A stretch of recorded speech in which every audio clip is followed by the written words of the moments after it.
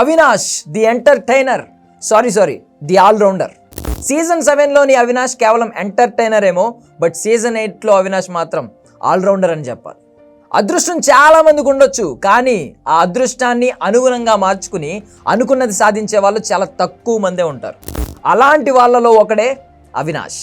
పాపం first time నామినేషన్స్కి వచ్చినప్పుడే audience అవినాష్ని eliminate అయ్యేలా చేశారు. తన ఎంటర్టైన్మెంట్ అందరికీ కావాలి, కానీ సపోర్ట్ మాత్రం ఎవ్వరూ చేయలేదు పాపం. అలాంటి సమయంలో ఓట్లపై ఆధారపడకుండా తనకు తాను టాస్క్లలో గెలిచి ఫస్ట్ ఫైనలిస్ట్ అయ్యాడు Avinash.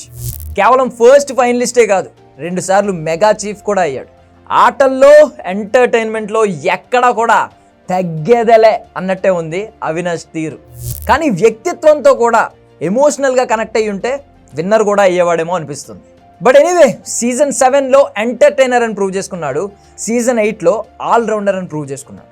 All the very best to Avinash from our dial news.